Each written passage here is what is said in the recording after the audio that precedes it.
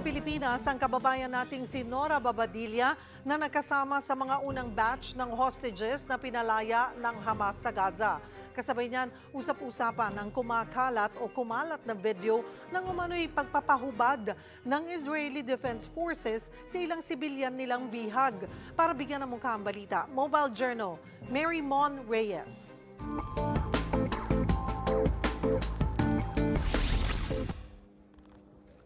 Kuha ang video na ito sa Biit Lahia sa Gaza kung saan kita ang pagpapahirap umano ng Israeli Defense Forces sa mga bihag nilang Palestinong sibilyan. Kaya naman ang militanteng grupong Hamas umalma. Depensa naman ng IDF, pawang mga miyembro ng Hamas ang nasa 20 kalalakihang nakaluhod. Tinanggalan din daw talaga sila ng mga suot para masigurong walang kargang pampasabog. Gayunman, nababahala pa rin ang International Committee of the Red Cross sa ginawang hakbang ng Israel. Itinuturing namang pinakamasayang Christmas gift ni Nora Babadilla ang paglaya niya sa kamay ng grupong Hamas. Isa si Nora sa 2 Pinoy na naging bihag ng Hamas sa loob ng halos 2 buwan. November 28 nang siya'y palayain. Simula noon, tanging kaibigan at kaanak muna ang kanyang piniling makasama.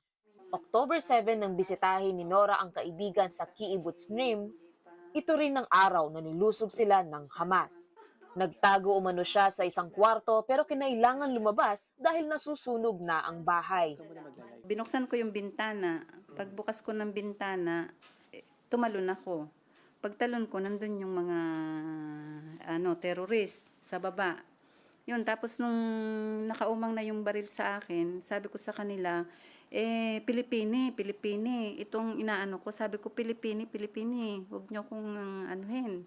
Huwag niyo akong patayin, sabi kong ganyan. Ang kwintas na krus umano ang nagligtas kay Nora. Ito ang kanyang ipinakita sa Hamas at sinabing siya'y isang Pilipino. Matapos magmakaawa para sa kanyang buhay, isinakay na si Nora ng Hamas sa sasakyan patungong Gaza. Pagdating sa Gaza, pinarada umano siyang parang isang tropeyo. Yung baril nila, yung bang nagsiselebrate sila na may nakuha sila, tapos may mga dead body sa likod ng sasakyan. Yun, ganon. Hanggang siguro mga half hour kaming naglibot sa city nila. Sa loob ng 23 araw sa isang kwarto umano na natili si Nora kasama ng ilang bihag. Ang pagkain namin pita lang na may konting cheese, yung labanin na tinatawag nila. 3 kami kumakain bibigyan nila kami ng 2 pita, hati kami 3 doon, tapos konting cheese.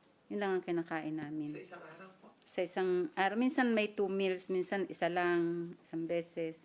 Tapos yun nga yung wala kaming ligo. Binigyan kami ng 1 timbang tubig para maligo ba? Magkakasya ba yun sa 3 tao?